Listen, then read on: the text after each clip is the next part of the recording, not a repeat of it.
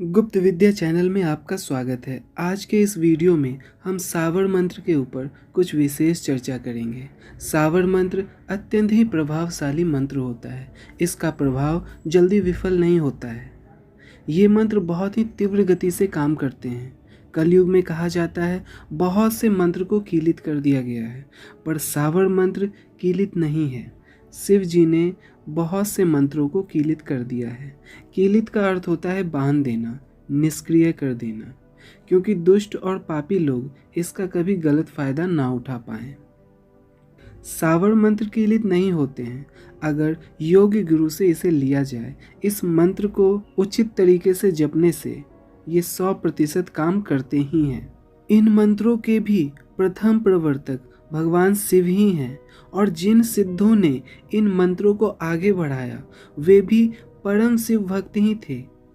मानवीय गुरुओं में गुरु मच्छिंद्रनाथ, गुरु गोरखनाथ इसके जनक माने जाते हैं, जो कि नाथ संप्रदाय के भी प्रवर्तक रहे हैं।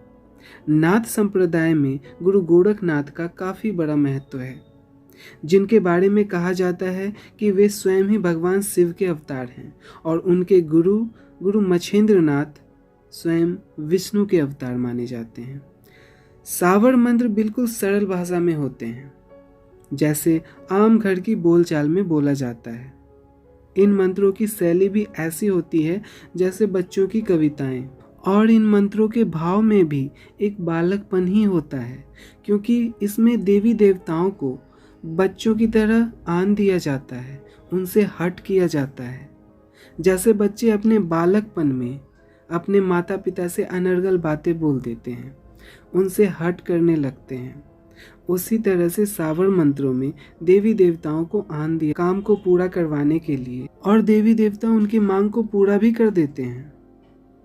जिस तरह बच्चों की अनर्गल बातों से माता पिता को गुस्सा नहीं आता, उल्टा हंसते हैं, उसी तरह सावर मंत्र में भी आन देने पर भगवान को बुरा नहीं लगता और वो उनकी इच्छा को पूरा कर देते हैं। गोस्वामी तुलसीदास जी सावर मंत्र के विषय में लिखते हैं, अनमिल आखर अर्थ न जापू, प्रगट प्रभाव महेश प्रतापू।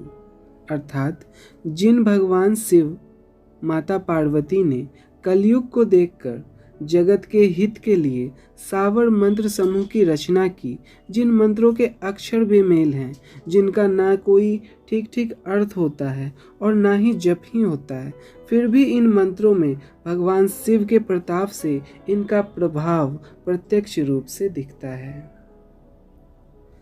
तुलसीदास जी ने बजरंग बाण में भी एक जगह सावर मंत्र की शैली का ही प्रयोग किया है। बजरंग बाण में एक छोटी सी लाइन है, भूत प्रेत पिशाच निशाचर, अग्नि बेताल काल मारी मर, इन्हें मारो तो है शपथ राम की, राखो नाथ मरजात नाम की।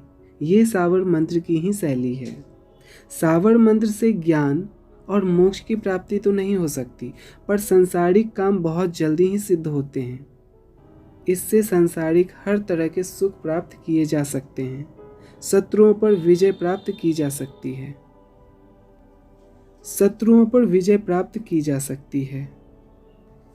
सावर मंत्र अति विश्वसनीय होते हैं, तुरंत काम करने वाले होते हैं। इनमें कोई खास विधियां नहीं होती, जैसे न्यास, तर्पण, हवन करने की भी जरूरत नहीं है।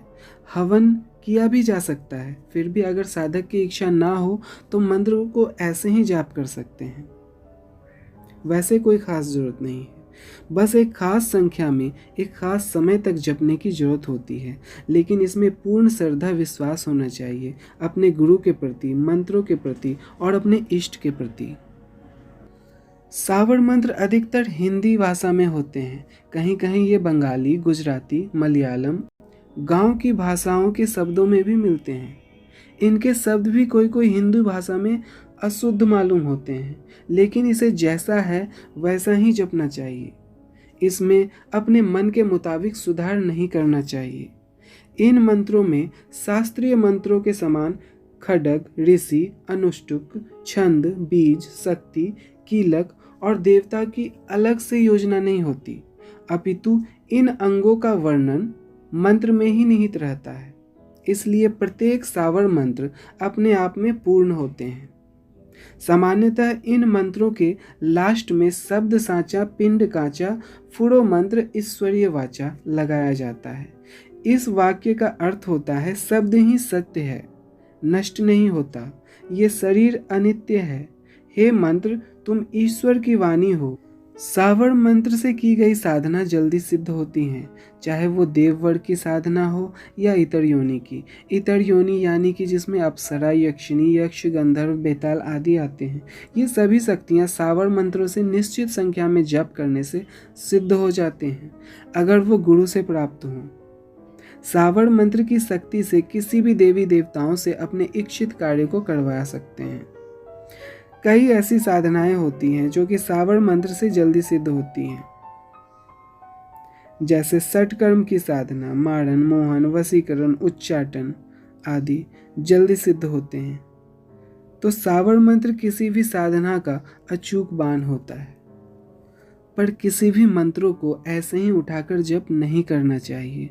अगर कोई मंत्र गुरु के मुंह से निकले, गुरु के सानिध्य में किया जाए, तो उसकी सफलता की संभावना कई गुना बढ़ जाती है और उसके कोई दुष्परिणाम भी नहीं देखने को मिलते।